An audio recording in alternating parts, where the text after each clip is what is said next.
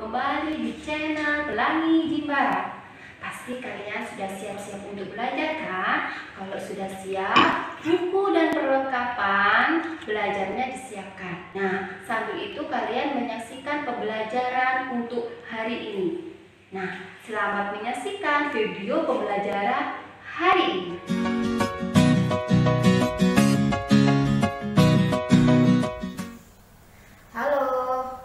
Selamat pagi anak-anak SD kelas 5 Pelangi Jimbaran. Hari ini kita belajar agama Kristen. Dan sebelum kita memulai pembelajaran, kita berdoa terlebih dahulu. Mari kita berdoa. Tuhan Allah kami yang kami sembah, di dalam nama Tuhan Yesus, kami mengucap syukur Tuhan atas segala kebaikan Tuhan, atas segala kemurahan-Mu dalam hidup kami. Kami pagi ini Bapa, kami memulaikan pembelajaran kami. Kiranya Tuhan Yesus menolong kami, membuka hati kami dan pikiran kami, agar kami bisa memahami dan mengerti pelajaran hari ini. Khususnya untuk pembelajaran agama, kiranya Allah yang senantiasa menyertai kami dari awal sampai selesai pembelajaran ini, di dalam nama Tuhan Yesus Kristus. Amin. Kita langsung saja untuk memulai pembelajaran kita. Nah, anak-anak, Miss Hani sudah membahas semua tema kita. Nah, ada beberapa hal yang Miss Hani ulang. Ada di halaman 5 ya. Buka buku agamanya halaman 5. Nah, di sini mengapa manusia jatuh ke dalam dosa? Karena kemarahan hanya akan membawa manusia jatuh dalam dosa. Nah, karena manusia tidak tercapai apa yang dia mau, apa yang dia inginkan, atau sesuatu tidak terjadi sesuai dengan permintaannya dia, sesuai dengan apa yang maunya dia, akhirnya dia marah. Nah, itulah mengapa manusia jatuh ke dalam dosa. Ini salah satu penyebab mengapa manusia jatuh ke dalam dosa. Kenapa? Karena kemarahan.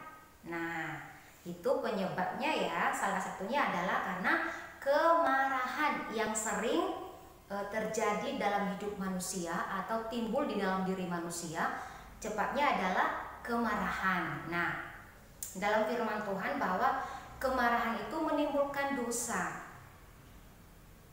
Makanya kemarahan itu tidak baik. Ya. Firman Tuhan berkata, jangan berbuat dosa dengan kemarahan.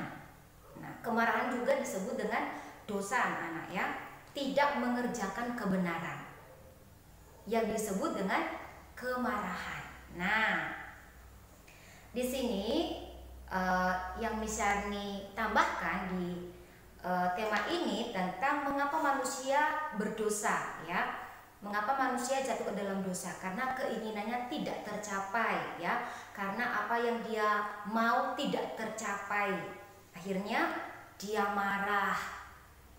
Permintaannya atau permohonannya kepada Tuhan tidak terjawab sesuai dengan kehendaknya dia, sesuai dengan keinginannya dia, akhirnya dia jatuh ke dalam dosa. Nah, itu kan tidak boleh ya. Tidak boleh dilakukan. Jangan cepat timbul amarah di dalam hati kita. Lebih baik adalah perbanyak kesabaran.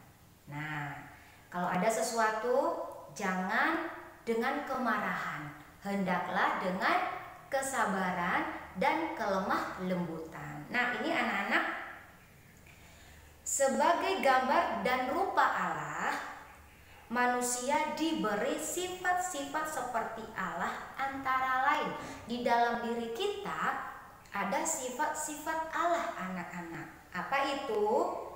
Kasih. Hendaklah kita punya kasih kepada orang tua, kepada saudara, kepada sahabat, kepada teman-teman, dan kepada semua orang, ya. Akal budi. Nah, akal budi ini kita bisa membedakan mana yang baik dan mana yang buruk, mana yang kurang baik, mana yang kita lakukan dan mana yang tidak boleh dilakukan. Nah, itu kita diberi akal budi. Nah, bertengkar itu tidak baik, kemarahan itu tidak baik. Nah, kita diberi akal budi untuk mengetahui atau membedakan mana yang baik dan mana yang kurang baik. Tentunya kita diajarkan Tuhan Yesus untuk melakukan yang benar, yang baik, ya. Dengan kita diberi akal budi. Apalagi kesucian. Kesucian jangan istilahnya diri kita ini penuh dengan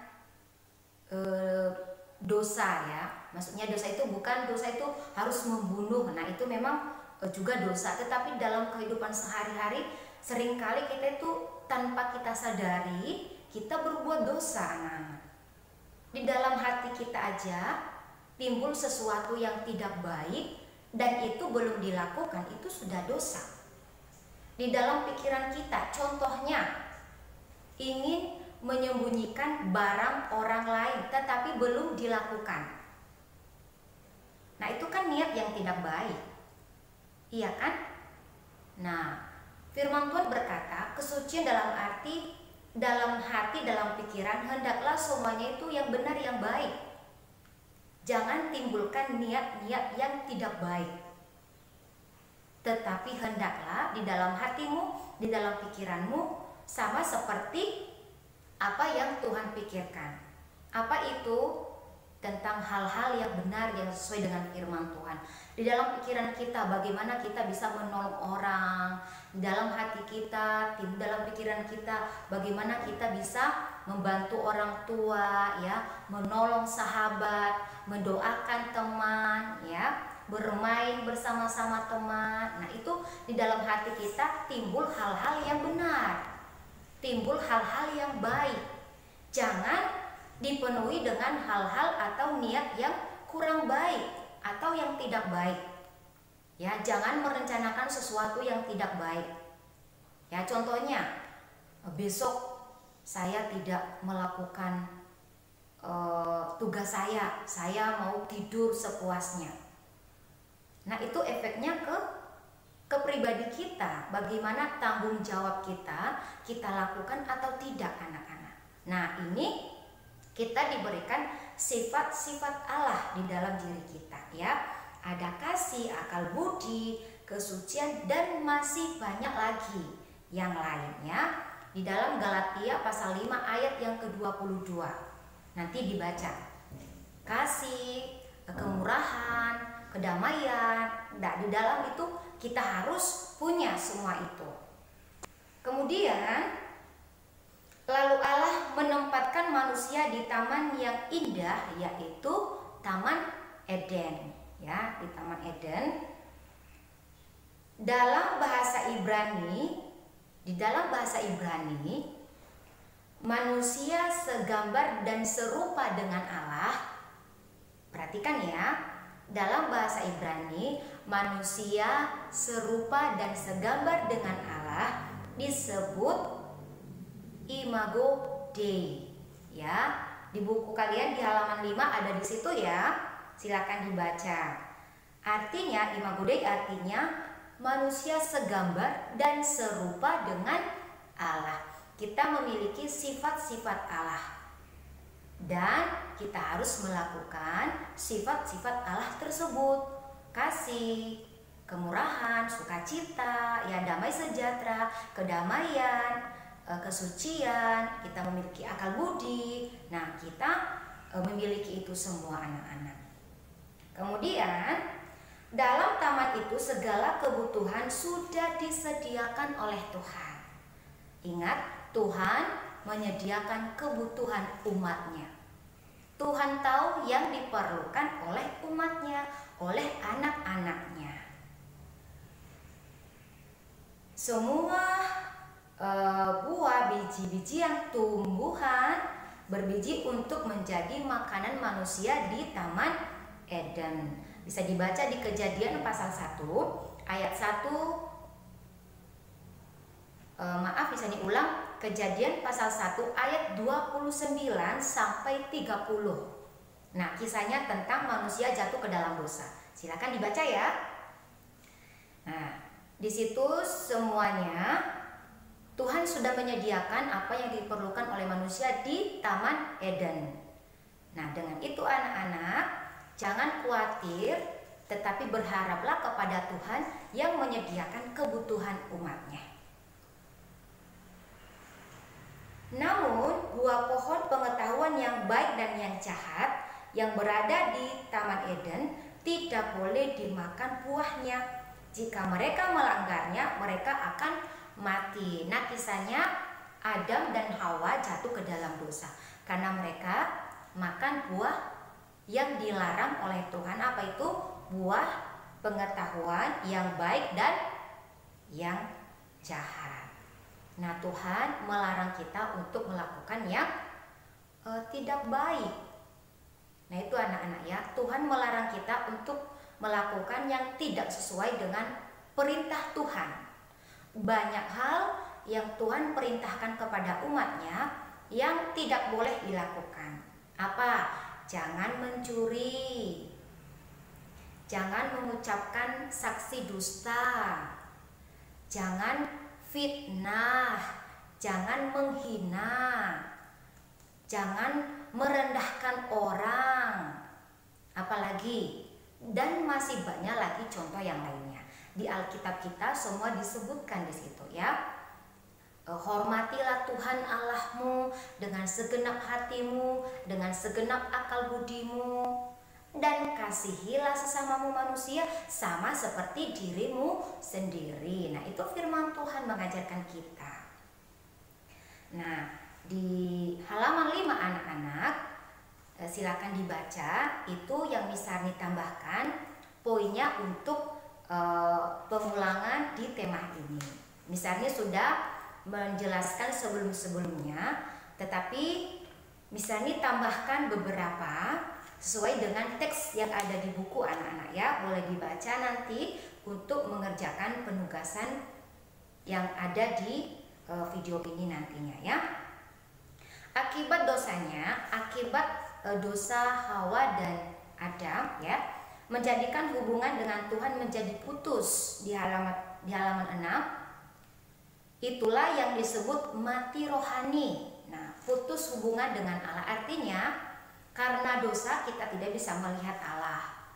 Nah, mati rohani, tidak pernah berdoa, tidak pernah beribadah, tidak pernah membaca Alkitab, tidak pernah berbagi, tidak pernah memiliki kasih kepada orang lain. Nah, itu mengakibatkan kita untuk mati rohani namanya. Kalau kita tidak melakukan firman Tuhan, kalau kita tidak mendengarkan apa yang diperintahkan oleh Tuhan dan melakukan dengan setia dan taat, maka disebut dengan mati rohani. Nah, apakah anak-anak di rumah sering berdoa? Sering membaca Alkitab? Apakah sering memuji Tuhan? Sering beribadah? Nah, itu sudah menumbuhkan iman kita dan hubungan kita dengan Tuhan ya.